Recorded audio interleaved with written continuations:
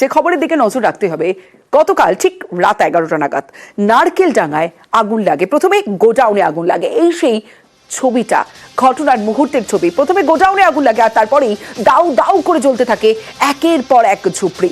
যে ঝুপড়িতে আগুনে মৃত্যু হয়েছে এক বৃদ্ধার। গোডাউনে আগুন লাগার পর দাহ্য পদার্থ থাকায় দ্রুত সেই আগুন ছড়িয়ে পড়ে। অগ্নিদগ্ধ বৃদ্ধের দেহ উদ্ধার হয়, পুড়ে ছাই বেশ কয়েকটি ঝুপড়ি। দমকলের 16টি ইঞ্জিন, একের পর এক 16টি ইঞ্জিন প্রায় ভোর 4টে পর্যন্ত আগুন নিয়ন্ত্রণে আনে। কাজ করে দমকল আধিকারিকরা, তারপরে আগুন নিয়ন্ত্রণ আসে। সকালেও সেই ছবিটা দেখাচ্ছি, সকালেও কুলিং প্রসেস চলে, কিন্তু তার আগে রাতের ছবিটা দেখাচ্ছি। সর্বস্ব খইয়ে খোলা আকাশের নিচে 80টি পরিবার, সব হারিয়ে হাহাকার সেই ঝুপড়ির মানুষগুলোর মধ্যে। 80টি পরিবার খোলা আকাশের নিচে, কারণ সর্বস্ব হারিয়েছে, সেই সম্বলটুকু খোঁজার জন্য মরিয়া চেষ্টা করছে। আর সকালের ছবিটা, সেখানেও কুলিং প্রসেস চলছে। দমকল আধিকারিকরা তারা সেই শেষ গাড়িতে, দেখুন গাড়িটাও জ্বলে গেছে, সম্পূর্ণ ভস্মীভূত হয়ে গেছে গোটা এলাকা। ঝুপড়ির 80টি পরিবার সর্বস্ব হারিয়ে ফেলেছেন।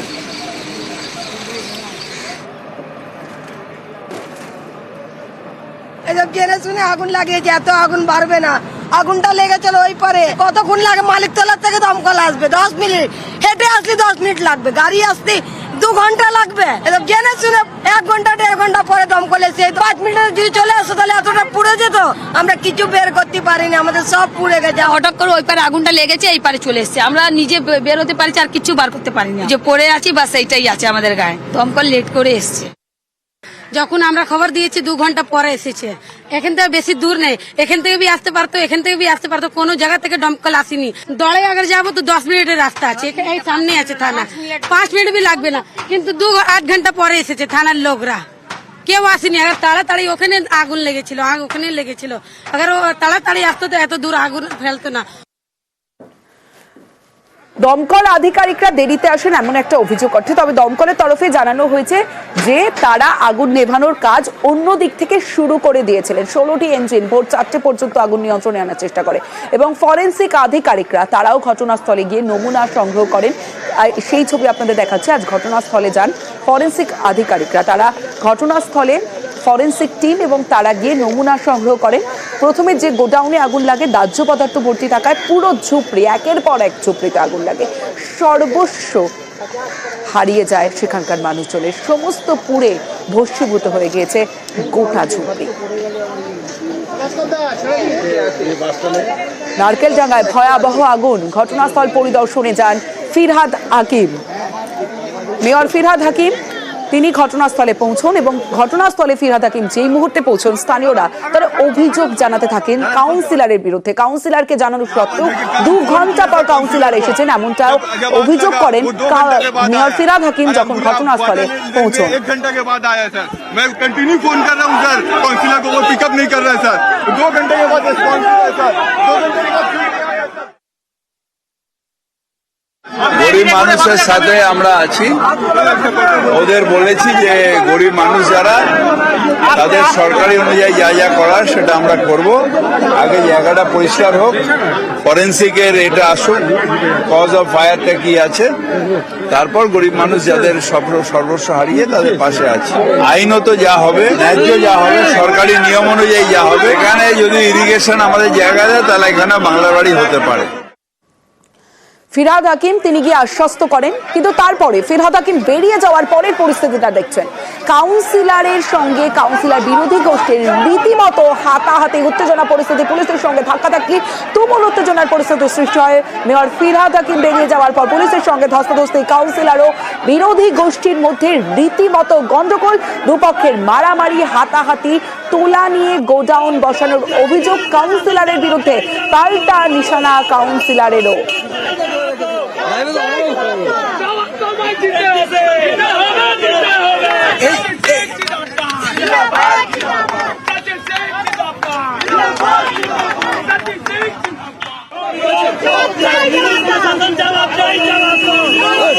ঘটনার পর কাউন্সিলর 36 নম্বর ওয়ার্ডের কাউন্সিলর সচিন সিং তিনি ঘটনাস্থলে পৌঁছন এবং ঘটনাস্থলে পৌঁছে অভিযোগ করেন এবং অভিযোগে গ্রেফতারের দাবি করেন, পাপ্পু সিং এর গ্রেফতারের দাবি করেন। পপ্পু খানের টিম, যেটা আমি দীর্ঘদিন ধরে কমপ্লেন করে এসেছি, ওর জলের কারবার বন্ধ করিয়েছিলাম হাউসে পোস্ট তুলে, তার ক্ষোভ ছিল। যত 2 নম্বরই কাজ পপ্পু খান করে। এখন আমরা থানা অভিযোগ করতে গেছি, ওরা মারপিট করেছে। খুব শীঘ্রই ওকে অ্যারেস্ট করতে আমি পুলিশ প্রশাসনকে রিকোয়েস্ট করব। পপ্পু এখানে আগুন লেগেছে, ওরা এই নোংরা রাজনীতি করছে, সেটা ঠিক না। মেয়রের সামনে পপ্পু খানের টিম, পপ্পু খান, রাজু খান, তার ছেলে যা করেছে সেটা ঠিক করেনি। সবার উপরে প্রাণ তুলে মারার ধমকি, এইসব এখনো ঝামেলা করছে ওরা, এটা ঠিক না।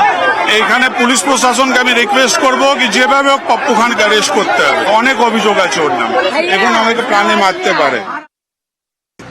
উনি একটা কাউন্সিলর, উনি রুলিং পার্টি को काउंसिलर, উনি জব जो ये যায় উনি 30-40 জনকে নিয়ে যায়।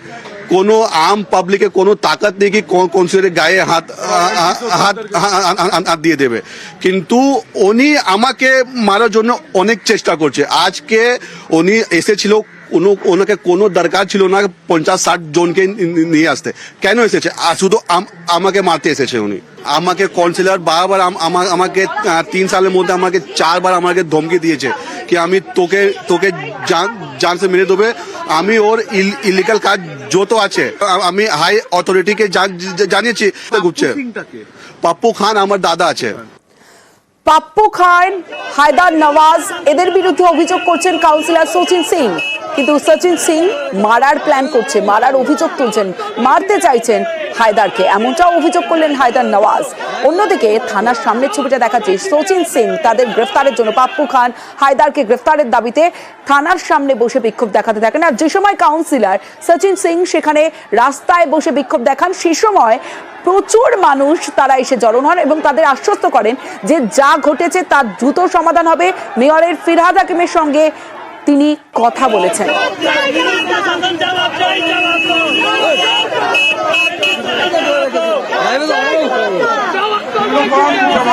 मेयर साहब से बात हुआ है, सब मिल जाएगा, आप लोग जाइए।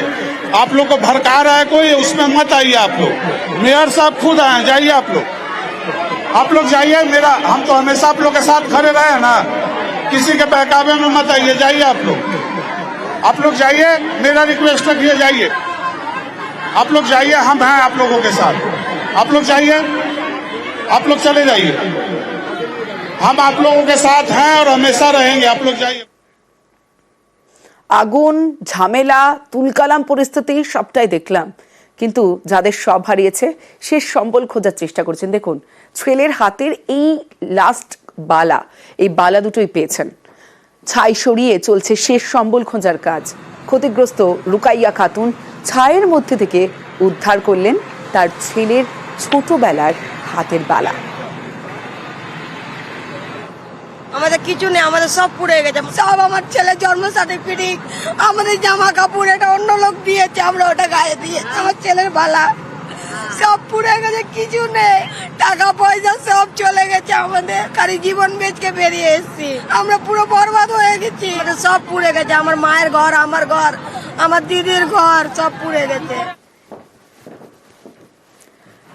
সামনেই উচ্চ মাধ্যমিক পরীক্ষা, আগুনের গ্রাসে বই, খাতা, অ্যাডমিট কার্ড, পরীক্ষা দেবেন কি করে ভেবে পাচ্ছেন না চাঁদনি। নারকেলডাঙ্গার বস্তি থেকে পরীক্ষা দেওয়ার স্বপ্ন যেন পুড়ে ছাই হয়ে গেল চাঁদনি। গতকাল সন্ধে বাড়িতে ছিল না তারা। বোন সালমাকে নিয়ে বাড়ি ফিরে দেখে চক্ষু চরক গাছ, আগুনের গ্রাসে গোটা বাড়ি, বই, খাতা, অ্যাডমিট কার্ড কিচ্ছু নেই। কিভাবে পরীক্ষা দেবে তাই ভেবে পাচ্ছে না চাঁদনি।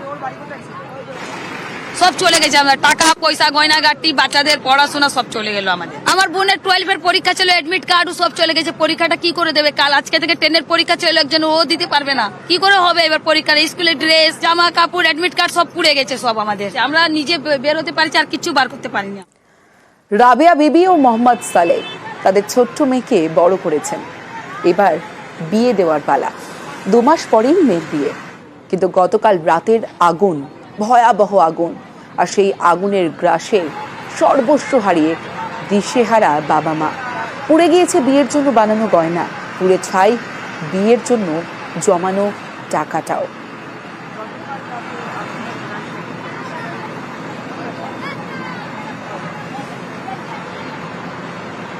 যাবো কোথায়? আরো আমাদের ঘর নেই তো, তিনটেই ঘর। আগুন ওপার দিকে লেগেছে, এপারে পুরো দিয়ে লেগেছে। আমাদের তো একটা জিনিস বাঁচাতে পারলাম না। মেয়ের বিয়ে ছিল, চিজ ছিল, কাপড় ছিল, সব পুড়ে গেছে, টাকা ছিল। মেয়ের বিয়ে কথা হয়েছিল, 2 বছর পরে বিয়ে হতো, সব তো পুড়ে গেল। ভগবান যেমন এটা নিয়ে যেত, পাড়ান নিয়ে নিলেও ভালো হতো। আবার কি করে বিজনেস করবো সেই ভাবছি আমরা। নারকেলডাঙ্গায় আগুনে ছারখার সর্বস্ব। যে আগুন, ভয়াবহ আগুন, ঘর সংসার সব হারিয়ে হাহাকার। নিঃস্ব হয়ে পথে বসেছেন অনেকেই। কি করবেন, কোথায় যাবেন, কিছুই ভাবতে পারছেন না সেই মানুষগুলো। 20,000 টাকা ছিল আমার मेरे शादी का पैसा था, वो पैसा जल गया। मेरा सब कपड़ा लत्ता सब जल गया, कुछ नहीं बचा, सब कुछ जल गया। हमारा कोई नहीं समझा क्या करेंगे, हमारा कोई पीठ में भी सहारा नहीं है। हमारा तो लग रहा है अब जहर खा के मर जाए। भाई शादी कैसे होगा?